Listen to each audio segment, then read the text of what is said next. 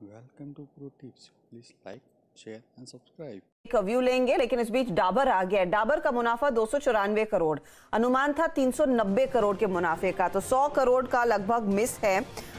ये संकेत अच्छा नहीं है डाबर के लिए, तो स्टॉक पर पहली मार तो इस मुनाफे के फिगर को देखकर ही पड़नी चाहिए। 100 करोड़ का मिस बड़ा मिस है। अब दूसरे आंकड़ों का इंतजार रहेगा। ये देखिए डाबर करीब 1.5% नीचे आता हुआ 294 करोड़ के आसपास का कंपनी ने प्रॉफिट सामने पेश किया है। संजीव होता सिर्फ एक ही फिगर आया है डाबर का। आप देखिएगा अनुमान हमारा तो 390 करोड़ के आसपास का था, उसके सामने ये स्टॉक 290 करोड़ का प्रॉफिट दिखाता हुआ। बताइए, झटका तो लग ही रहा है। क्या पोजीशंस लिक्विडेट होना शुरू होंगी? 2% बात करते करते फिसला ये शेयर। जी, हमारा भी अनुमान अगर देखें हर्षदा तो 362 करोड़ था, जहाँ की 4.2% वाई ऑन वाई डीग्रोथ हम सोच रहे थे, तो उस अनुमान से भी प्रॉफिटेबिलिटी तो नीचे ही है। यहाँ पे देखना पड़ेगा कोई वन ऑफ है कि नहीं, और ऑपरेटिंग मार्जिन हमने जो एस्टिमेट किया है 18.3% का है, वो भी देखना पड़ेगा कि ऑपरेटिंग मार्जिन स्तर पे किस तरह का परफॉर्मेंस डिलीवर किया है। तो लेट्स सी कि क्या वन ऑफ है, मार्जिन्स पे क्या परफॉर्मेंस है, और सेल्स पे जो हमारा अनुमान है 24,556 करोड़ का, तो वहाँ पे भी देखना पड़ेगा।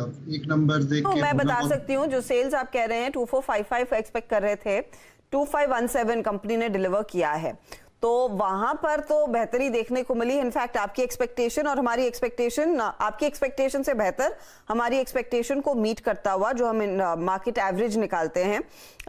इबिट्टा लेवल के भी आंकड़े को आपके सामने पेश कर रहे हैं। इबिट्टा आया है दरअसल 453 करोड़ पर, हमारा अनुमान था 478 करोड़ का, तो वहां पर हल्का सा मिस जरूर है। स्टॉक एट द मोमेंट आपके सामने फिसलता हुआ, मार्जिन्स 18% पर आकर खड़े हुए हैं मिस्टर होता। जो हमारा पोल था वो 18.9% के आसपास था, तो कोर नंबर्स आ चुके हैं। प्रॉफिटेबिलिटी मिस है, रेवेन्यू इन लाइन है, इबिट्टा ठीक ठाक है, इतना ज्यादा मिस नहीं है, और margins closer to in line आप कह सकते हैं। अब बताइए।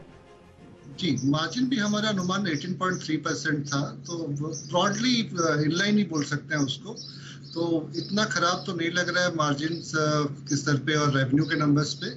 प्रॉफिटेबिलिटी में देखना पड़ेगा, कोई वन ऑफ शायद हो सकता है जिसकी वजह से इतना बड़ा मिस है, लेकिन मुझे लग रहा है कि जिस तरह से अंडर परफॉर्म किया है स्टॉक ने, यहाँ से ज़्यादा मुझे डाउनसाइड नहीं लगता है डाबर पे भी, और वीकनेस पे अपॉर्चुनिटी मिलेगा यहाँ पे इन्वेस्टमेंट बाय करने के लिए। हालांकि कमेंट्री बहुत ही इंपॉर्टेंट है, जिस तरह का इंफ्लेशनरी एनवायरनमेंट है और रूरल डिमांड बहुत ही म्यूटेड है, तो कमेंट्री बहुत ही इंपॉर्टेंट रहेगा नेक्स्ट क्वार्टर में क्या होने वाला है, तो वो की मॉनिटरेबल रहेगा।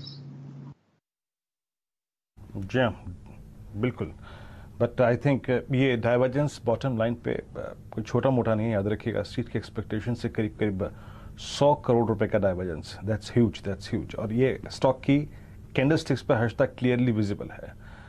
ये अगर आप इस वक्त डाबर को देखें ना, लास्ट 2 सेशन की जो कैंडल्स थी 565 से लगभग 535, नाउ 525, ये इसके करियर की जो हार्डेस्ट जो सेलिंग है उनमें से एक है मेरे ख्याल से, जहां तक मेरे स्क्रीन पर विजिबल है। और 3 दिन का ये फॉल ये स्टॉक को 575, सचिदानंद जे 525 पे इतने अगर आप देखें बड़े बॉटम लाइन मिस के बाद इस स्टॉक की आपकी डाउन साइड की प्रोजेक्शन क्या कहती है? देखिए वीरेंद्र जी, यहाँ पर मल्टीपल अटेम्प्ट्स हुए थे 570 इस पर्टिकुलर हर्डल को निकालने के लिए, लगातार यहाँ पर एक लो टॉप लो बॉटम सीक्वेंसी नजर आई है। तो यहाँ पर ओवरऑल अगर हम ब्रॉडर स्ट्रक्चर देखें तो 660 से लेके अब तक तो एक लो टॉप लो बॉटम सीक्वेंस है, एक बेरिश सीक्वेंस ही है।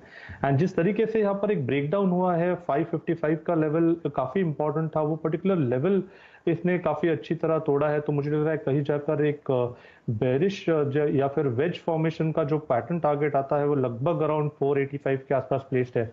तो मुझे लग रहा है अभी भी काफी बड़ी सब्सटेंशियल डाउनसाइड इस पर्टिकुलर स्टॉक में है। एंड जिस तरीके से एक बेरिश ट्रेंड है, तो इसी पर्टिकुलर ट्रेंड में ही वो ऑस्किलेट होना चाहिए ऑन द लोअर साइड। तो यहाँ पर अभी भी बिकवाली करने की ही सलाह होगी। लगभग अगर एक पुल बैक मिल जाता है तो 545 के स्टॉप लॉस के साथ यहाँ पर fresh trades on the short side ही डिप्लॉय करने चाहिए।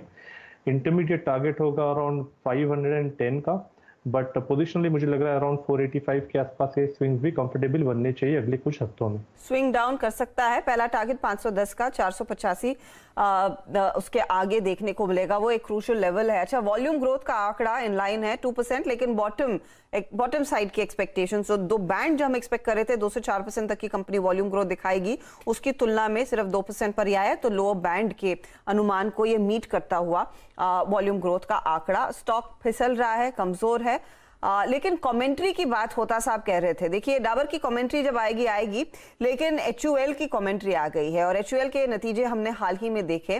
महंगाई बढ़ने से कंपनी अभी भी कह रही है कि ग्रामीण क्षेत्रों में प्रोडक्ट की डिमांड काफी कम होती दिखाई दे रही है। दरअसल नेटवर्क 18